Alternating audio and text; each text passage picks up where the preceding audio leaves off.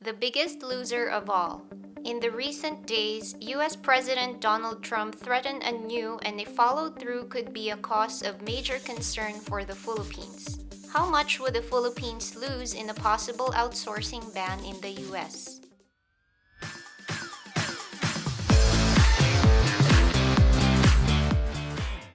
This is SpeakUP. Stay tuned to know more details about this recent issue. The Philippines could have the biggest to lose all over Asia once US President Donald Trump enforces a ban on outsourcing from American firms, as said by Capital Economics.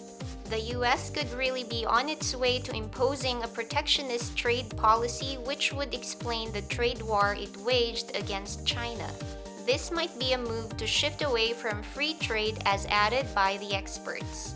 This possibility has already been apparent in instances such as what was mentioned about the increase in the bilateral trade deficit the US has with Taiwan, South Korea, and Vietnam.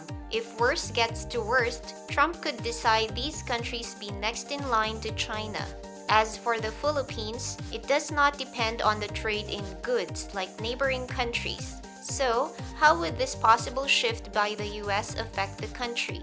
Well, for one, the Philippines has efficiently strengthened its service sector through American firms. It was also mentioned that the country's flourishing business process and IT outsourcing, or BPO sector, brought in 10% of its GDP last year.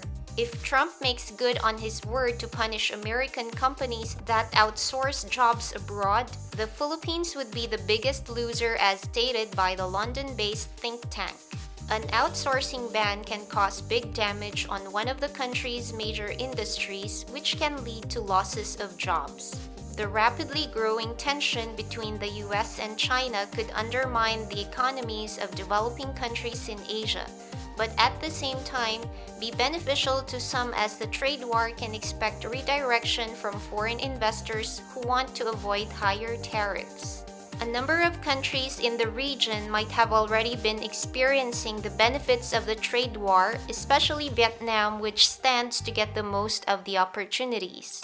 However, Capital Economics warned that a prolonged trade war between the two countries with the biggest economies in the world can cause damage to more open economies in the region that rely on external trade like Malaysia and Singapore. While economies dependent on the service sector like the Philippines may not suffer from the trade war, it was said that it is still at risk because of the possibility of greater protectionism in this sector, which could lead to a prolonged economic slowdown in the country. The experts also said that consequences could be much bigger in the long run if the world maintained restrictions on trade, foreign direct investment, and migration. They also added that there may be a much bigger global decline or prolonged stagnation. With this possibility looming, what can the Philippine government do to prevent or at least stay insulated from the escalating tension between the US and China?